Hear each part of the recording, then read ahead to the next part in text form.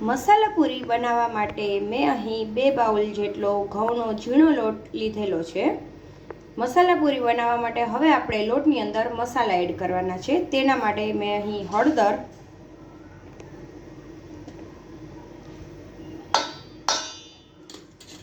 ધાણા જીરું લઈ લઈએ,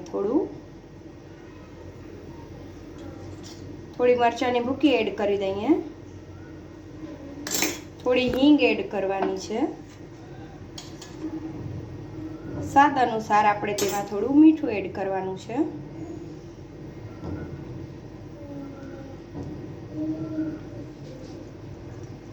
હવે આપણે તેની અંદર થોડા અજમા જે આવે છે તે હાથથી આવી રીતે મસળી અને તેને એડ કરવાના છે। હવે આપણે મોણ માટે તેલ એડ કરી દઈએ। તેલ આપણે થોડું વધારે જ એડ કરવાનું છે। 3 પાવરા જેટલું આપણે તેમાં તેલ એડ કરવાનું છે। હવે આ બધું એકદમ સારી રીતે મિક્સ કરી લઈએ। બધું એકદમ સારી રીતે મિક્સ થઈ જાય ત્યારબાદ આપણે તેમાં થોડું પાણી એડ કરતા જાશું અને પૂરીનો લોટ બાંધશું। અને આ લોટ જે છે તે આપણે એકદમ કઠણ બાંધવાનો છે,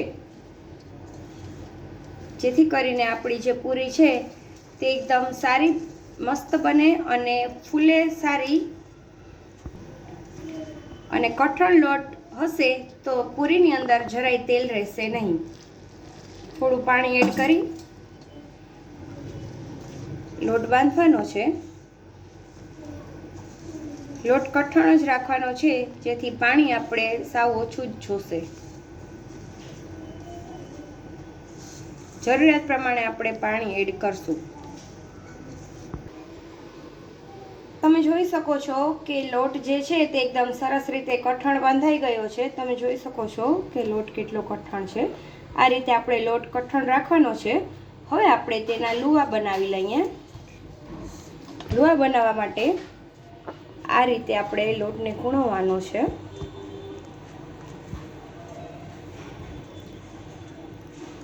ને એમાંથી આ રીતે નાના લુવા બનાવવાના છે। તમે જોઈ શકો છો કે આપણે લુવા એકદમ સરસ રીતે તૈયાર થઈ ગયા છે। હવે આપણે પૂરી વણવાની છે। પૂરી વણીએ તે પહેલાં મેં અહીં એક પેન લીધું છે। હવે આપણે ગેસ સ્ટવ ઓન કરી દઈએ અને તેમાં પૂરી તળવા માટે તેલ એડ કરી દઈએ।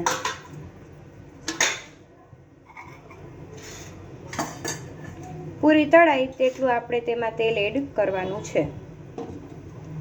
તેલ આપણું ગરમ થાય ત્યાં સુધી આપણે પૂરી વણી લઈએ। પૂરી વણવા માટે મેં અહીં રોટલી વણવાનો પાટલો લીધો છે। હવે આપણે લુવો રાખી અને પૂરીને વણી લેવાની છે। લોટ આપણે થોડો જાડો જ રાખેલો છે, કઠણ। તમે પૂરી વણશો તો થોડી કિનારી તેની ફાટતી જશે તેવું લાગશે। લોટ કઠણ છે તેથી આ રીતે પૂરી વણાઈ રહી છે। પૂરીને બહુ આછી પણ નહીં અને એકદમ જાડી પણ નહીં, એ રીતે આપણે મીડિયમ વણવાની છે।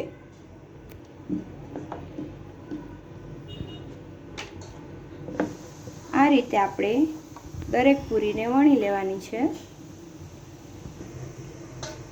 આ રીતે આપણે દરેક પૂરીને વણી લેવાની છે। હવે આપણે તેને તળી લઈએ। તેલ આપણું ગરમ થઈ ગયું છે। હવે આપણે તેમાં પૂરી તળી લઈએ।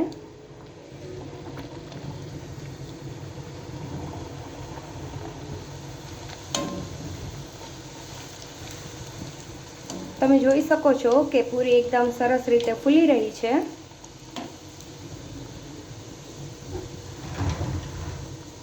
બંને સાઈડ તેને એકદમ સારી રીતે તળી લેવાની છે।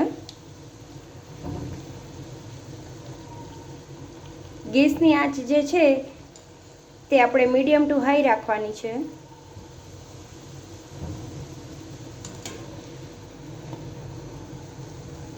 પૂરી એકદમ મસ્ત રીતે તળાઈ ગઈ છે। હવે આપણે બધું જ તેલ તેમાંથી નિતારી લેશું।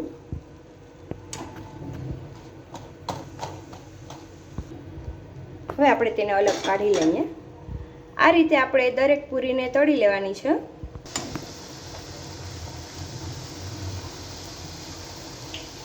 તમે જોઈ શકો છો કે આપણી દરેક પૂરી એકદમ મસ્ત રીતે ફૂલી રહી છે.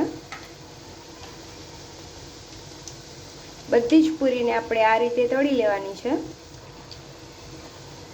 તેને બંને સાઈડથી એકદમ સરસ રીતે તળી અને પછી એકદમ તેલ નિતારીને આપણે તેને કાઢવાની છે.